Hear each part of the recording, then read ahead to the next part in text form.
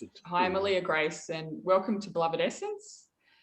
And tonight we're going to start the conversations with crystals, and we're lucky enough to have our special guest, Michael Cussens, along to, I guess, experience what these conversations are all about. So thank you, Michael, for coming along and being the first one to be brave enough to have these conversations with us and share your wisdom.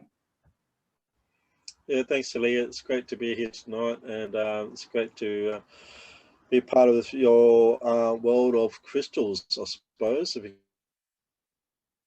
I think can put it that way, and how important it is to. Yeah. Sorry. I think they're part of all our world, aren't they? They're.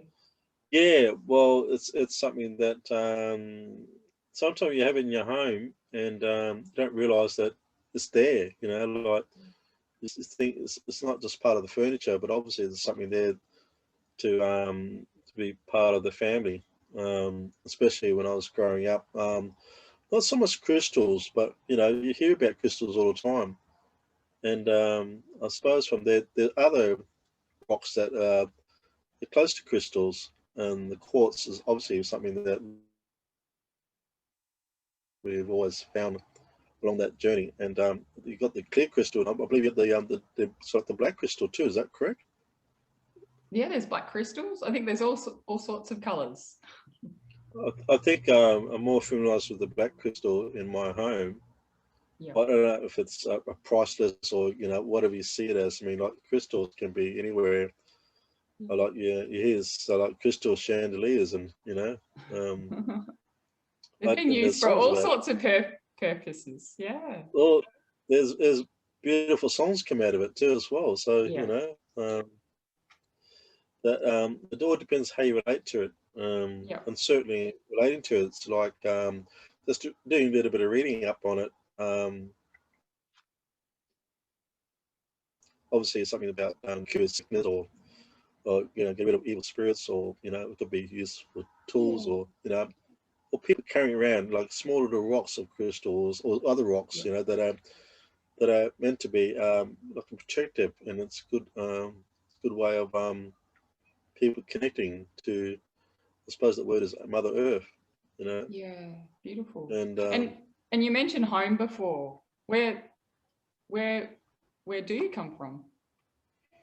I'm originally I was born in Darwin, and Northern Territory is a place that I grew up, and but it's a place where like my mum and dad raised me as a child, and found in my home that we always had some sort of rocks in our home, and I didn't really pay attention to it really, because my dad was he used to be a chainsman, and chainsmen were people that actually go with survey people, lands and survey that they used to work for, and they'll travel the countryside, collecting rocks and minerals and telling stories about where he found these rocks, I think, sharing with me when I was a child. But I always had rocks, like these sort of crystals on my mum's jewelry tables, like the table in her room, and so collect a lot of stuff. A lot of stuff. She was a bit of a bowerbird, was she? Well, it was just as a child, it's just going on and see what's on a cabinet, checking what's there, here and there, and it's just over time you get used to it being there, present. But overall, I think the amethyst was the most common, because my dad did travel around the Kununurra region, and then when you bring back rocks from the Lake Argyle area, the mining company over there. But also, Dad shared a lot of stories about from his country and my country, that there's rich minerals in the ground, and he said to me, "Son, don't share it with anyone else. Don't share it. We don't want to disturb the Mother Earth. You can be a rich man. You can be a rich man from us, but in the spiritual world, you can't touch that area. You can't just take it. If you dob the Mother Earth in, then you'll find the mining people come up and make big offers to you about, tell us more and we'll sign the paper and you'll be instant millionaire.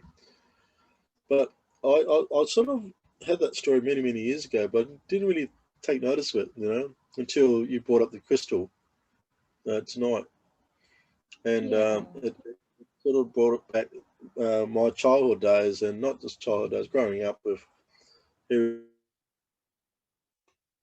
stories such as that. Thanks for sharing that.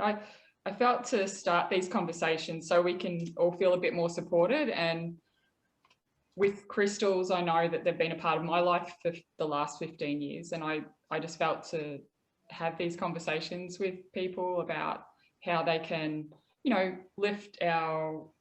increase our vibration and our frequency, and also our general well-being, so we can be as healthy as we can under these stresses and strains that we're all going through at the moment. And I just felt talking about crystals can even just talking about them actually lifts your vibration. So I think that, wearing them or holding them, it's quite a special thing. And everyone does something different with crystals. So I felt to start these conversations to not just talk about what we know in books, but what do we know about practical experience of people's lives and the wisdom that people have and they can share from one generation to the next. I think it's quite common now these days that you have these little shops in the middle of the plaza in the shopping centres, and you get these little rocks, crystal rocks, whatever you call them. They're found in boxes, and you can buy them, like for $2-3 or something like that. And just since I've been invited in your space with your work that you do, it like all these little shops have been popping up now, and I think it's the rocks can carry. I actually carry the rocks that you gave me about that I've put into my trip carrier, and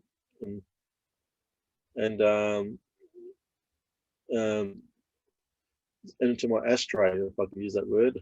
People think, what's an ashtray? My car is quite old, and it's my haven. That's my area where I actually, have everything in my troop carrier, and it brings my peace and harmony, and able to bring the stones in my car so I can see that it's a meaning. It's something that means that I've been carrying. And I many stuff in my troop carrier. If I say troopy, it is troopy, if I use that word. But it's important that we have like the Mother Earth in our surrounding, Yeah, and I guess that place, your car is a special place. So having those crystals there just helps to, I guess, lift your mood and brighten your day. Brings a bit of a colour, I suppose, and a spark to life, and being grounded as well. But it's like a little family. It's a part of your family. And Dreamtime Catcher, I have that too as well, hanging from my vision mirror, inside my car.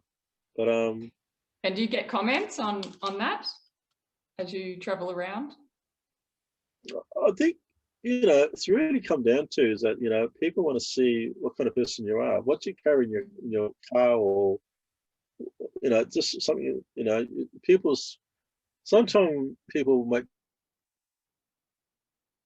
comment, like for example, they'll do some. I'm a didgeridoo player, and you lucky player. But after I finish my shift, and people go, "Oh, I knew that was your car." You can tell, so they can tell it's my car. But it's like saying, I was proud of, proud that my items in my car is made up of me, who I am. It makes it basically it's sort of what kind of word can I say? It describes me. That's who I am as a person. And I've always been that sort of flowy sort of person, you know. I suppose being brought up in the Mm-hmm. 70s, Yep. and you know, the songs from the 70s, and being Aquarius background, and you know, it's like I think those times were great times, but even today is that it put a stamp on me who I am as a person, you know. Yeah. Um, of the identity, or you know, if I can use that word, Yeah. identity. But I think we're looking at here is that this about the quartz is about the spiritual growth, which I was just researching Yep. about Yep. spiritual growth. Will we show people what it looks like? Go for it. Go for it. Yeah. So this is the clear quartz, and the word on the card is purification, but it does so much more. It's a real universal crystal, and this card is from the Rochelle Charman deck, and I often use this card with my yoga and meditation classes and well-being sessions. So yeah, these cards are great when you don't always have the crystal that you're after.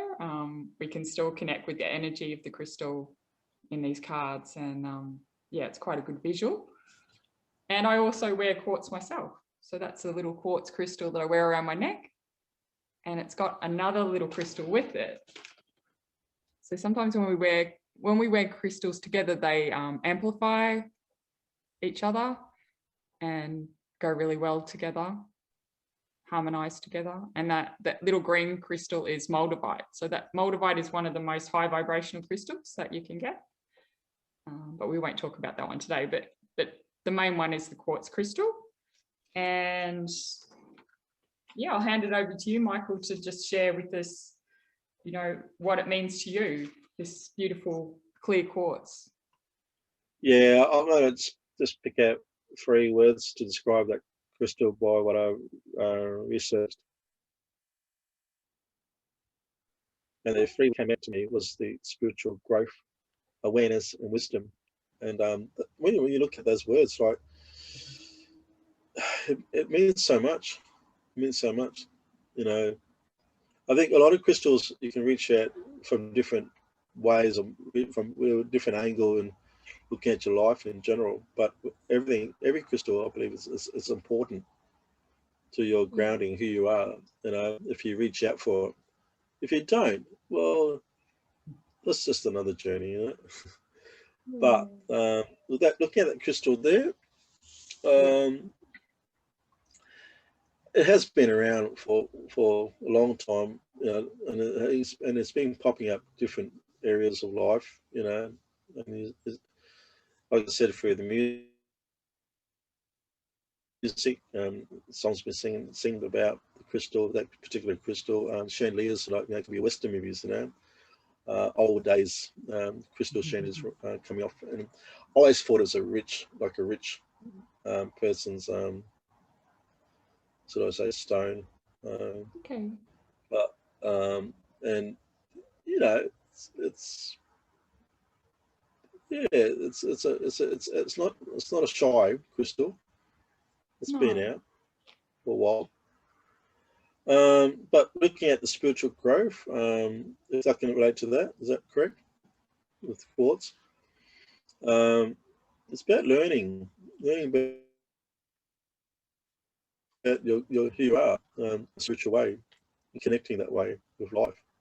And you should never stop learning through that spiritual growth.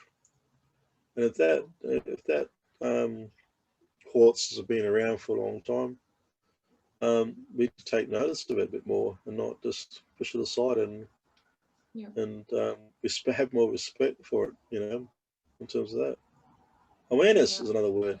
Awareness, being aware of your inner core of who you are, you know.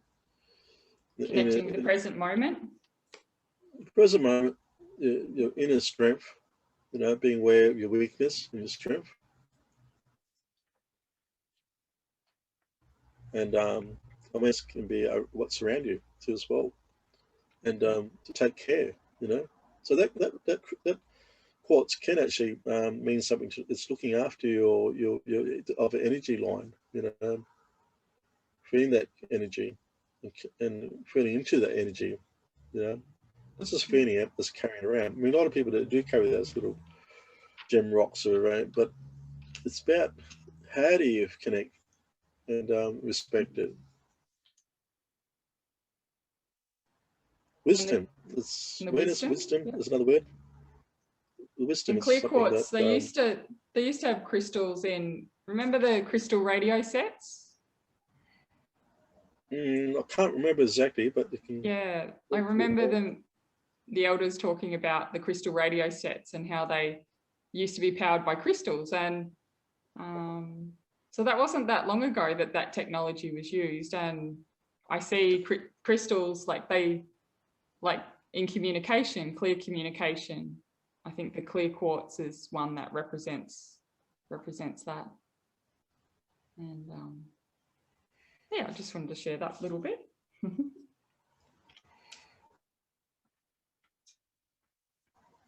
I believe this crystal is looking at just a little bit of research tonight was about finding the Heart's Range in the Northern Territory. The reason why I chose the Heart's Range was I think it's found across Australia in certain areas. So when I looked it up, it's Heart Range NT. It's like the north of Alice Spring, northeast of Alice Spring. Where was that, Michael? Yeah, this particular quartz. Yeah, you have. Yeah. Yeah, that sort of found north of Alice Spring, northeast. But overall, I think it comes down to finding this beautiful quartz out there. You've got to be, for Aboriginal people, it's really significant that you don't want to disturb Mother Earth. If you allow for mining companies to come in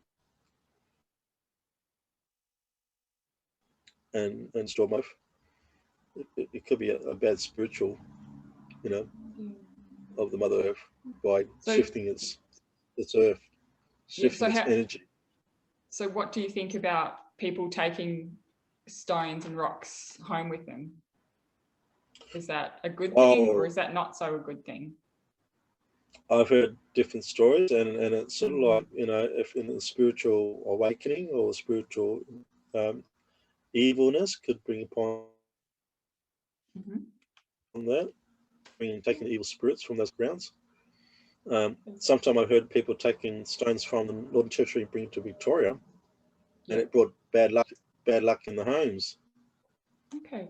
And you get these readers that come through and say, your houses has a negative vibration, and but they have to, when they found out the stones were taken away from those areas, they had to take those stones back to that country to get rid of the negative energy in the home again. So get rid of it in terms of and sickness too as well. Yeah. So maybe before people take stones with them, they should just check in and see if it's a good thing. Absolutely right. Check in with your own self, but maybe ask people around if that's okay, especially if it's on a sacred area. You wouldn't want to be touching anything in those areas anyway. But I guess Mother Earth is a pretty special place, so it is important to do it with integrity. It's just about asking. The simple thing about it is just asking permission. It doesn't cost anything. Yeah. It doesn't cost a lot. It doesn't. You know what I mean? It's just asking permission from the elders, and to make sure that you're not going to cause pain or suffering in the home. Yeah.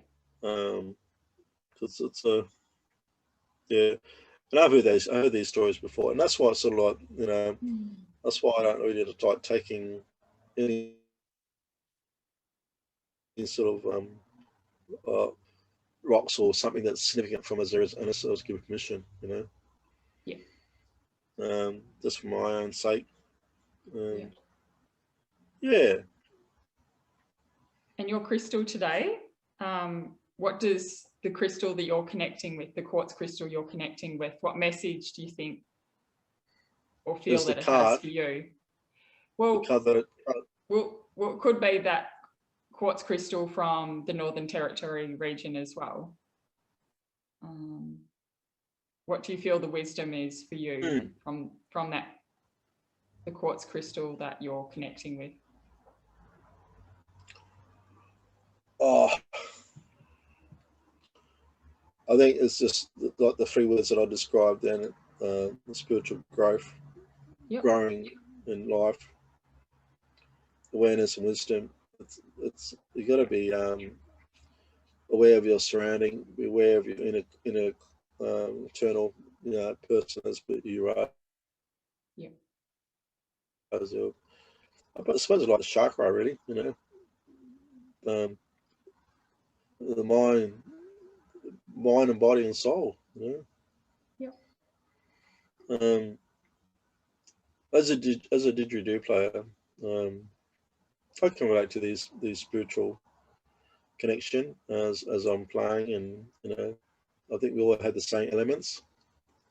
Yes. And that's probably the most important word. I never realised that word came out of my mouth, but the elements of life, I suppose you put it. And life is on those grounds means something. It means that we got to respect each other with what we take and give. Yeah. So it's about finding the balance. What's the balance of life? The giving and the receiving. Balance of life is very, very important. That we connect and what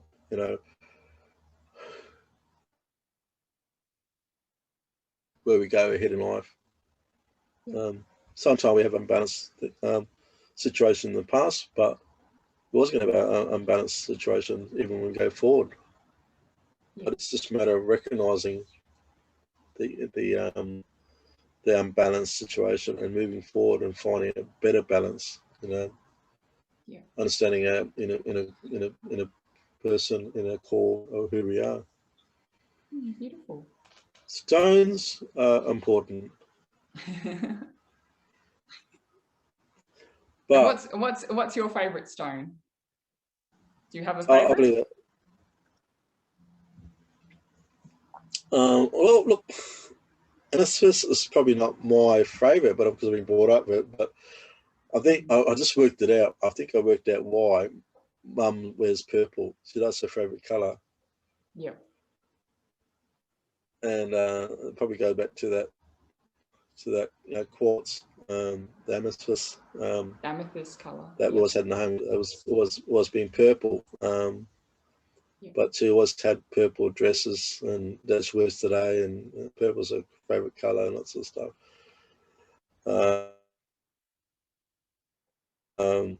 But for mine, it's hard to say. The green stone. Probably can speak more about it, and that I've been carrying so much.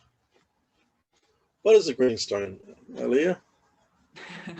Well, it depends on where it comes from, Michael. The green stone, because there's a few different types of greenstone. Like that stone that I have is a green stone, and that's moldavite. And then you've got the greenstone from New Zealand, Palmunu, and then there's other greenstones that we have in Australia. So what sort of greenstone? What sort of greenstone were you? Do you feel connected to? I mean, I suppose the color green. It's very neutral with Mother Earth. The grass is green. The trees are green at times, like when it's in full blown. In terms of being healthy and spring weather, but not so much spring. I mean, well, from it's only we have the full season so-called, with having, wet season and dry season. But, our trees are always green, no matter what time of the year. Yeah. They don't use their leaf as much as what the season down here, this part of the country. But and I started writing poetry about trees and mainly the trees and to the mother nature with the rivers and the creeks and the waterways to the sea, and I think that's my connection, really, what it's coming about in my life today. But and how do you feel like the crystals play a role in that? Well, they all relate to each other, don't they? They all relate to each other as being part of the Mother Earth. They're the it's like saying they're the seeds. They're the being adopted to Mother Earth, and Mother Earth have been looking after these stones and plants, and I think overall is that we just have to look at closely what is connected to Mother Earth. That's the question. What is connected to Mother Earth? And there's many reasons why. There's many answers what this happens. Yeah. With our Mother Nature around us. I just remembered when I was a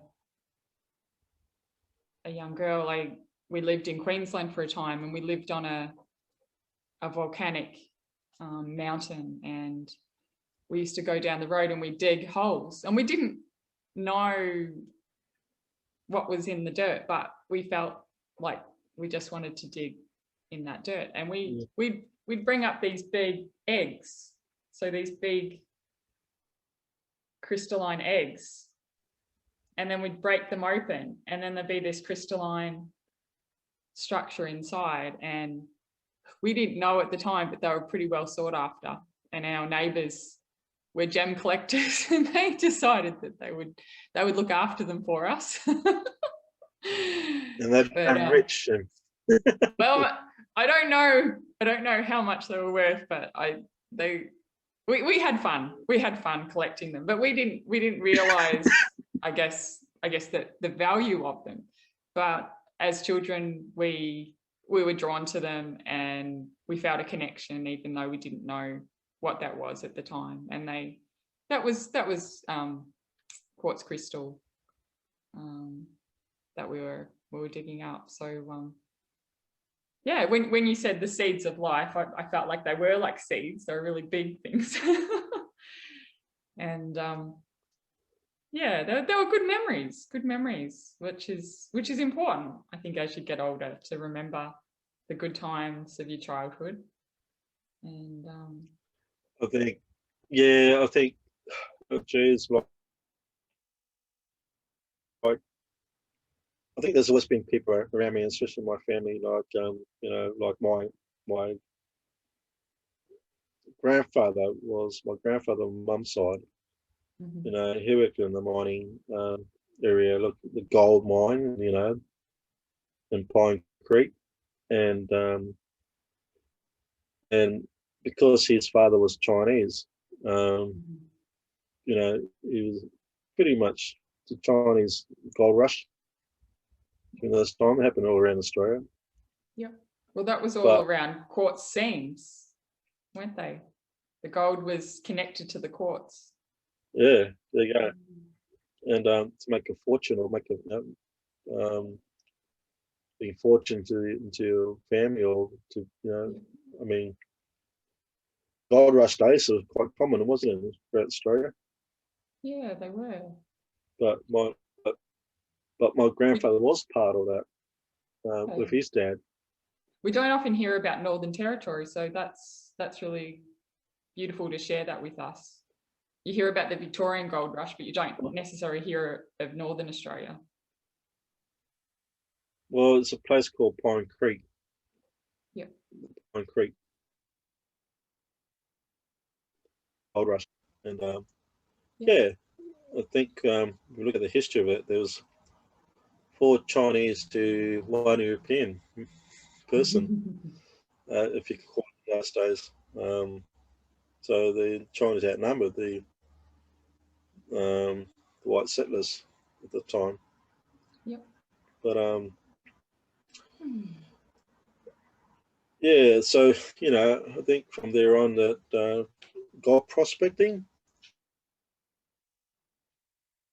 if I can use that word, my troop carrier that I have on me now is a gold prospecting car, and I didn't know that, but because not because it's just got 3 long range tanks on it that take you anywhere.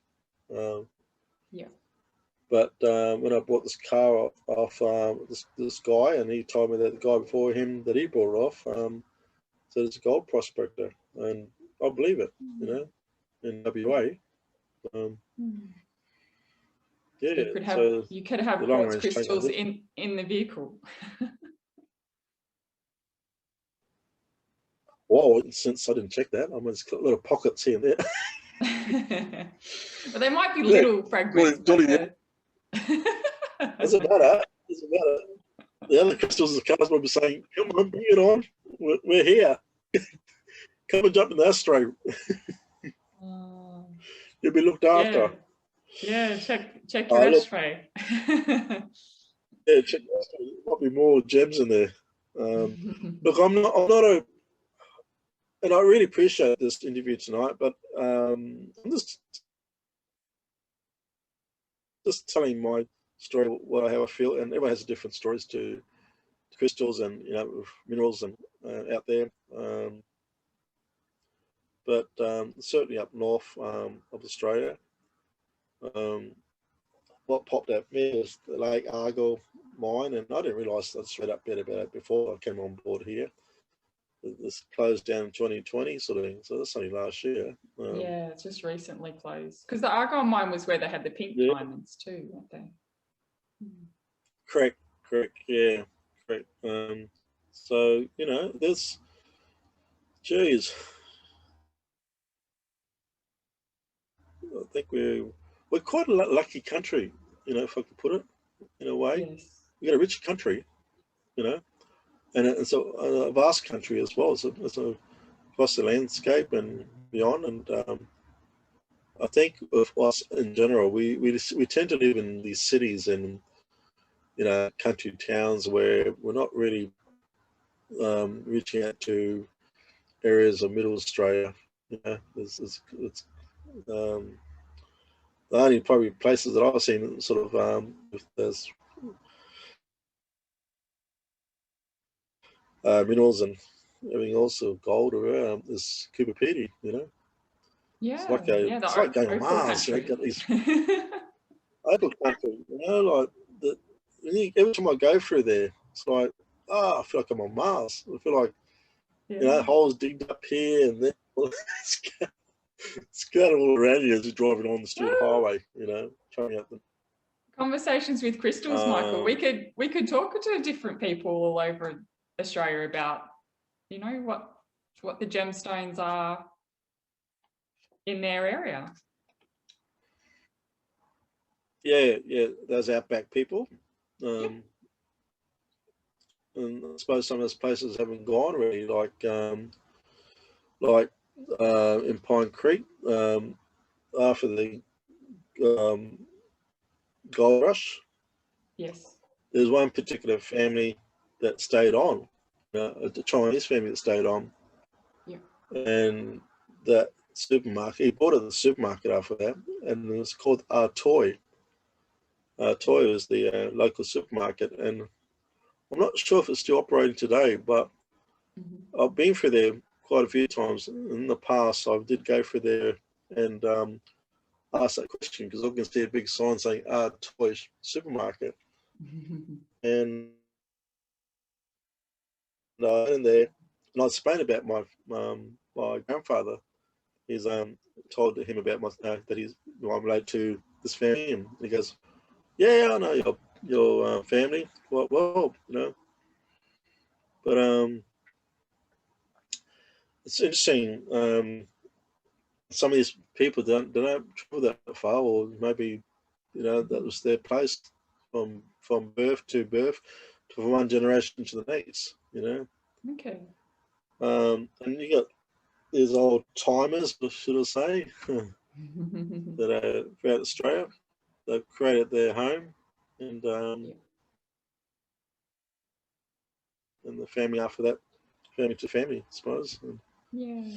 And with the crystals, coming back to the crystals, what's some little ways people could use crystals in their everyday life? Just some a take-home message.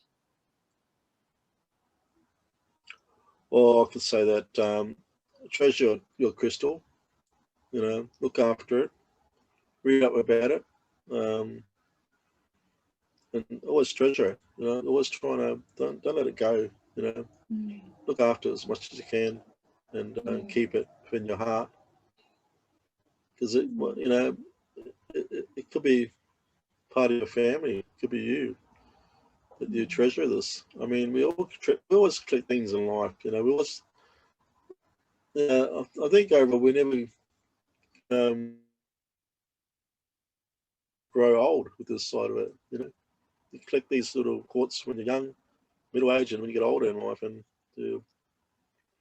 then you can have, you know, in your resting days of life, you can just still hold it in your hand, and there's no, it's something that you can sort of treasure, I suppose.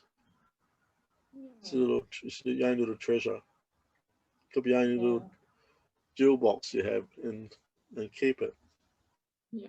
And I guess it's important in times when things, you know, we might be living on our own or away from friends and family. We can, you know, have these crystals and these high energy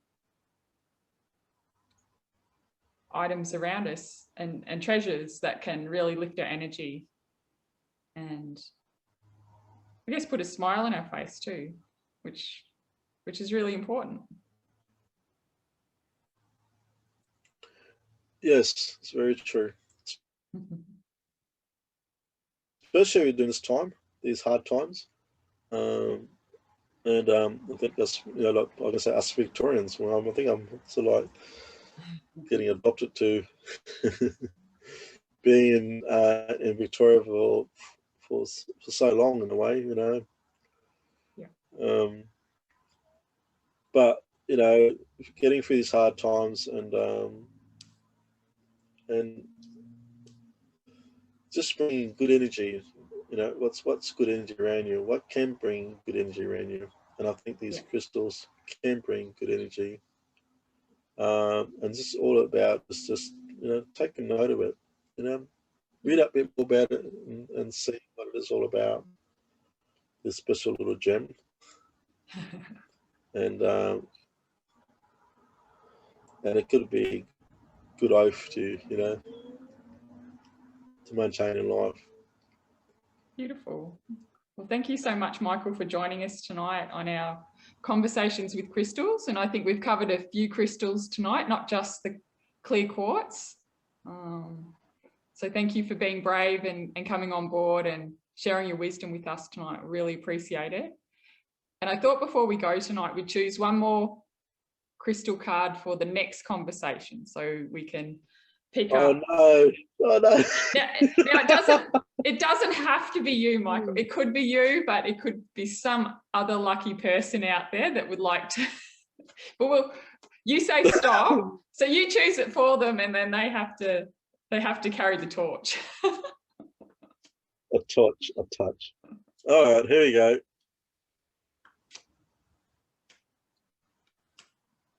Now, right there. Which one? This one? Stop. Stop. Couple of cards back. But well, it had to be this one because you talked about green, the color green, and what's the most, I guess, most popular green crystal that you know? Can you think of one? I don't know. I can't think of There are a lot. This is emerald. You got me on. Oh, the emerald. There you go. Yeah, nice. And the word on the card is compassion. So yeah, that will be another conversation that we have with the next lucky person to have a talk. So I think that these conversations are, you know, they're good to lighten the energy and to give us a little bit of a focus point when so much is going on and changes in our world, that we can come back to the wisdom of crystals and share that wisdom with each other and support each other on the journey ahead. And talk about green, I've always, my footy team was green. Was it green? Okay. Yeah. Like Guernsey. Always been green. Well, Michael, we look forward to having another conversation with you again about crystals and about footy and about Mother Earth. And maybe we could talk about some of your poetry next time we get you on. Yeah, being part of the green family. Yeah. So yeah, look forward to that. And yeah, welcome everyone to come on board to support Beloved Essence and be part of our yoga and sound healing and wellbeing classes that are being offered. So and if you'd like to have a conversation with crystals and be part of that, please get in touch and we can make it happen. Yeah, thanks, Ahhleeyah, for tonight, and thanks for the people out there that may be tuning in to listen to this. Yeah, it's an experience to be part of this show tonight. Yeah, thanks so much, Michael. Thanks for your smiling face and your beautiful wisdom, and we will look forward to seeing you next time. Thank you, Ahhleeyah. Cheers. Okay. Bye, everyone. Good night, everyone.